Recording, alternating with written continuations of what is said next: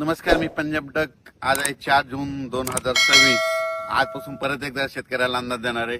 कारण की राज्यामध्ये आज 4 जून, 5, 6 आणि 7 आणखीन जवळपास 4 दिवस राज्यात वेगवेगळ्या भागात जोरदार पाऊस पडणार आहे, म्हणून हा अंदाज लक्षात यायचा. आज सांगायचं झालं तर कोकणपट्टी म्हणजे रत्नागिरीपासून ते पालघर पर्यंत इकडे काय होणार आहे, कोकणपट्टीकडे जोरदार पाऊस सुरू होणार आहे, मुसळधार पाऊस चालू राहणार आहे. तिकडे पाऊस चालू असल्यामुळे महाराष्ट्रामध्ये सरीव सरी येत राहणार आहे, म्हणून हा अंदाज लक्षात यायचा. पुणे जिल्ह्यात देखील आज खूप जोराचा पाऊस पडणार आहे. त्याच्यानंतर अहिल्यानगर देखील खूप राहणार आहे. त्याच्यानंतर सोलापूर जिल्हा आज पावसाला सुरुवात होणार आहे. सांगली जिल्ह्यात आज देखील बऱ्याच भागात पावसाला सुरुवात होणार आहे.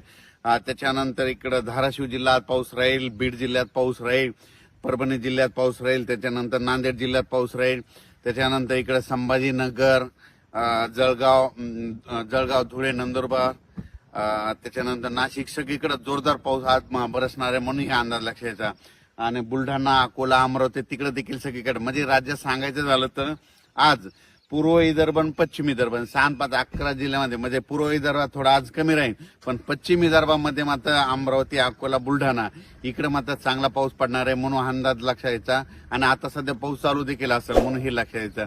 पण राज्यात मात्र 4, 5, 6 आणि 7 तारखेपर्यंत जोराचा पाऊस राहणार आहे. 8 तारखेपासून पावसाचा राज्यातला जोर ओसरेल, म्हणून हे देखील लक्षात यायचं. पण हे पाऊस तुम्हाला सांगू इच्छितो, आज पुणे जिल्हा, अहिल्यानगर जिल्हा, नाशिक जिल्हा, मुंबई, त्याच्यानंतर नंदुरबार, धुळे, जळगाव खूप जोराचा पडणार आहे, म्हणून हा अंदाज लक्षात यायचा. म्हणजे आज रात्रीच्याला दुपारनंतर खूप जोराचा पाऊस सुरू होणार आहे, म्हणून हे देखील लक्षात यायचं. आणि ज्या भागात अद्यापही पाऊस पडलेला नाही त्या भागात आज देखील बऱ्याच भागामध्ये पाऊस पडेल आणि त्या शेतकऱ्याची पेरणीसाठी पोषक ठरणार आहे, म्हणून हे देखील सर्व शेतकऱ्यांनी लक्षात घ्यायचं.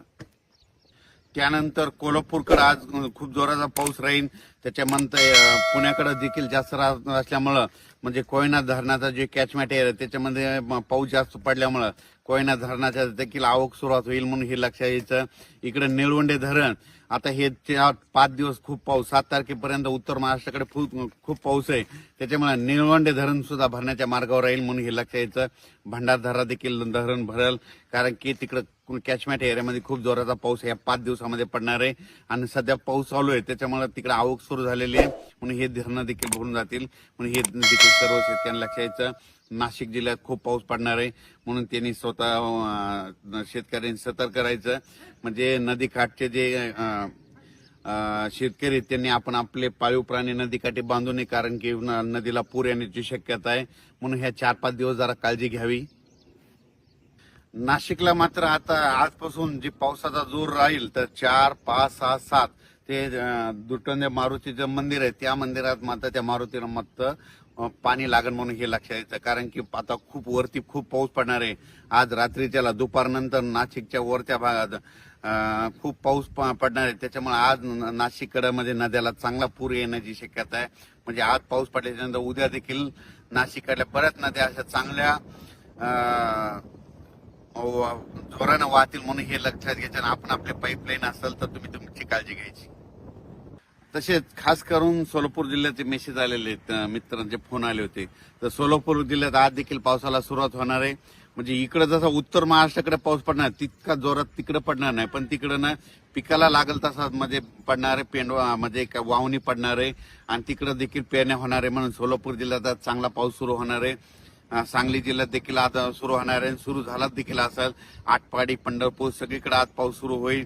इकडं आज मात्र बीड जिल्ह्यामध्ये कडाष्टी जे जामखेडचा परिसर आहे त्या भागामध्ये आज मात्र जोराचा पाऊस पडणार आहे, म्हणून त्यांनी देखील लक्षात यायचं.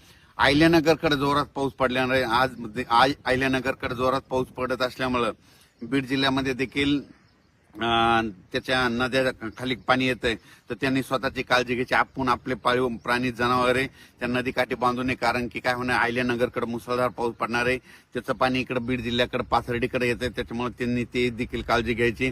सांगायचं झालं तर नदीकाठच्या लोकांनी आपण आपली पाळीव प्राणी मात्र सुरक्षा स्थळी आणून ठेवावे, कारण की 4 दिवस आणखीन आज 4, 5, 6, 7, 8 तारखेपर्यंत राज्यात काही काही ठिकाणी खूपच जोराचा पाऊस पडणार आहे. काही ठिकाणी रिमझिम पडणार आहे, कुठं पेंडॉलता पडणार आहे, काही ठिकाणी ओढे नाले वाहतील, काही ठिकाणी शेतामध्ये पाणी असा पडणार आहे. पण सगळ्या महाराष्ट्रामध्ये पाऊस पडणार आहे. सगळ्या शेतकऱ्याच्या पेरण्या होणार आहे. शेतकऱ्याला विनंती, ह्या 4 दिवसात जरी तुमच्या पेरण्या नाही झाल्या, 8 तारखेच्या नंतर थोडी उघाड भेटणार आहे. 8 जुलैच्या नंतर पावसाची उघाड झाल्याच्या नंतर तुम्ही तुमच्या पेरण्या करू शकता. हे जे पाऊस आहे, समजा तुम्हाला सांगतो, परभणी जिल्हा झालं, जालना जिल्हा झाला, अमरावती जिल्हा, ह्या पावसात काय झालं, सगळीकडे पाऊस पडलाय. पण काही काही असे 5-5, 7-7 गाव आहे ते सुटलेले आहेत. पण ह्या ना आता हे 4 दिवस पाऊस पडेल ना, त्याच्यात देखील कव्हर होणार आहे. म्हणून हे लक्षात यायचं आहे. आताच मला बुलढाणा जिल्ह्यातल्या शेतकऱ्याचा फोन आला की आमच्या इकडे पाऊस कधी बंद होतं. मी म्हणलं कशामुळे, तर ते म्हणले आमच्या पेरण्याच राहिल्यात, काही पाऊसच पेरू देईना आम्हाला, म्हणजे पाऊस उघडणच त्यांचं म्हणणं आलं. अमरावती जिल्ह्यात तशीच परिस्थिती झाली, भंडाऱ्याकडे देखील तशीच परिस्थिती झाली, कारण की तिकडे पाऊसच उघडणार म्हणून त्यांच्या पेरण्याच राहिल्या. म्हणजे काही ठिकाणी असं झालं, पाऊस असल्यामुळे त्यांच्या पेरण्या राहिल्या आणि काही ठिकाणी पाऊस नसल्यामुळे त्यांना पेरण्या राहिल्या. म्हणजे दोन्ही बाजू येतात. म्हणून म्हणतो सगळ्यांच्या पेरण्या 8 तारखेच्या नंतर सगळं 8 तारखेच्या हवामान कोरडं होणार आहे आणि त्याच्यानंतर मग शेतकऱ्यांनी पेरणी करायला काही हरकत नाही.